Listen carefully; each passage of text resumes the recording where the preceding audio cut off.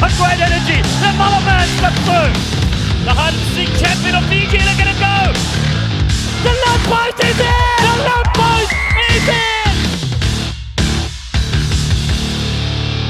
Hello rugby fans, I'm Dallen Stanford and welcome to our second episode of Dallen Explains Sevens, focusing this week on defense ahead of the annual Rugby Town Sevens tournament. They say defense wins you tournaments, and whoever came up with that truism is 100% correct. The Rambling Jesters were crowned 2019 Rugby Town Sevens champions, and what got them the $10,000 prize money was their team defense. Watch how organised the Jesters are against Marlborough Compete, who is stacked with Sevens World Series players, forcing their dangerous winger inside the last defender, then applying pressure until an error creeps in. In this play, we see a brilliant bit of individual defense on the tournament's most dangerous attacker, Marcus Tupualo.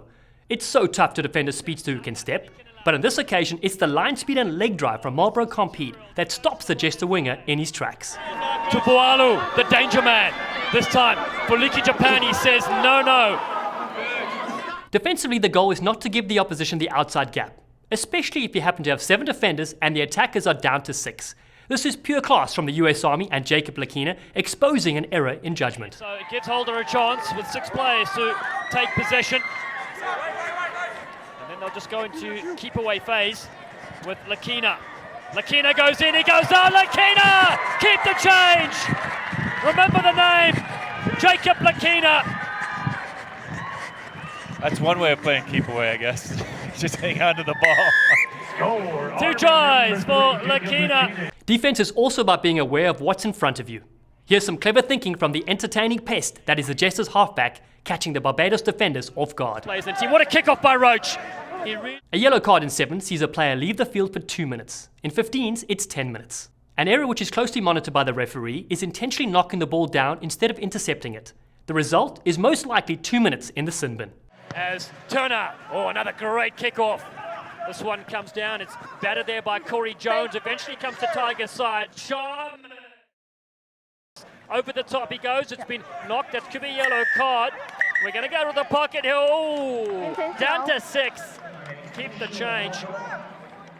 If someone slows play down, like the US Army player did here, throws the ball away, or doesn't place it on the ground as the referee awards the penalty against them, they will be sent from the field. Was the Army side, and this will be a yellow card. Down to 6 players. There's now a chance here for the Air Force. It's Cody Melfi into the bin. Having only 6 players is extremely tiring on defense. Some teams play 6 up and leave space behind the defensive line, where there would normally be a final defender, called the fullback in 15s, but in 7s it's known as a sweeper. With Cody Melfi off the field, the US Army played 6 up on defense, which means once the Air Force broke the line, they cruised through to touch down an excellent 5-pointer. As they go up the middle, Air Force for the line, Vogel, look at him run! He'll get there! US Air Force, Dylan Vogel! The role of the sweeper is to collect any kick-throughs or to stop any line breaks from being converted into tries. Here the SoCal Griffins sent in their sweeper to plug a small hole, and in the end, delivered a bone-jarring hit that resulted in 7 points for his side. Fantastic from the chicken smoothie himself. Ball in midfield now. Vorolek scored 1, has another crack. And he's absolutely crunched like a Dorito. Throws the intercept pass, and they'll race away with this one. And it's going to be Jeremiah Munoz for the SoCal Griffins. That has sun shining in his face and a smile on the inside as well.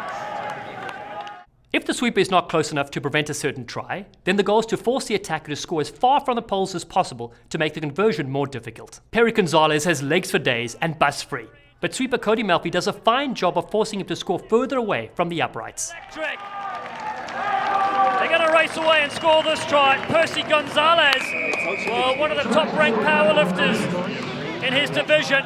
The reason why coaches focus on defense is that the most difficult part of 7s is stopping a quality outfit from scoring. Attacking the breakdown on defense, which in 7s usually only has 1 rucker protecting the ball, is a very effective method of stealing possession. Then, with ball in hand from the turnover, you have a jagged defensive line that can be exploited like Marlborough Compete did here. The counter though has come through. Compete, this is what they're so good at. McGill on the field. Joe McGill has got Nanduva with him. Comes across here to Tamai Vaina. He has a couple of steps himself. Tamai Vaina's fresh legs. This guy is fully charged. You will not catch him. Seeley, Tamai Vaina is 26 seconds older than his brother. And this guy gets them much closer now. Compete. Here's another superb example of how quickly you can turn defense into attack. Tiger Rugby had a great line-out, but on this occasion a slight throw-in error led to disaster for them and heroics for the 2-7's World Series standouts from Fiji. Forgive me if I'm wrong. Over the top. Oh no, the lamppost has this. Mothanathangi Nanuva, the combination! Nanuva! He's been chased all the way. This guy runs like a llama and has the try. Fantastic. Let's finish with the champion Jesters. They held their shape on D, and as soon as the ball was available, they pounced on it like a hungry mouse on a block of cheese. So we'll stay with Nola Gold as Taylor Howden was very direct with his charges, saying he's got to put your body on the line. Ludwig van der Mavre is on the field. Turns inside for the switch to Tonga Wiha. Low ball there to take, but they do well with Muna. The ball is there though. Roach has it. Roach! Again he's a pest. The ball kicked through from the Prince. Dives on this one. Rowland does well. Jesters have turned it around. Kenny Kenelau is more elusive than Bigfoot. Naka Kenny Kenelau has put down try number 5 for the Jesters. You saw all the skills on display here. The first it was the defense. Every time they threw a ball, there was a man right there for the Ramblin' Jesters. The toe ahead, watch the toe, the difficult pickup here. The toe ahead here as well. And then instead of forcing something here, Roland just set the ruck. And then it was Naka Kenelau that finishes it off. But that, again, the wonderful team try we've seen all weekend. So impressed by the squad. That's all for now on Dallen Explains Sevens. Thanks for tuning in. Make sure to watch next week as we review attacking in the game of sevens. Be sure to rewatch the 2019 Rugby Town Sevens from beginning to end on August 21st, 22nd and 23rd as we restream the entire tourney along with added commentary and interviews with your favorite Seven stars. Watch live online or on the Rugby Town USA app.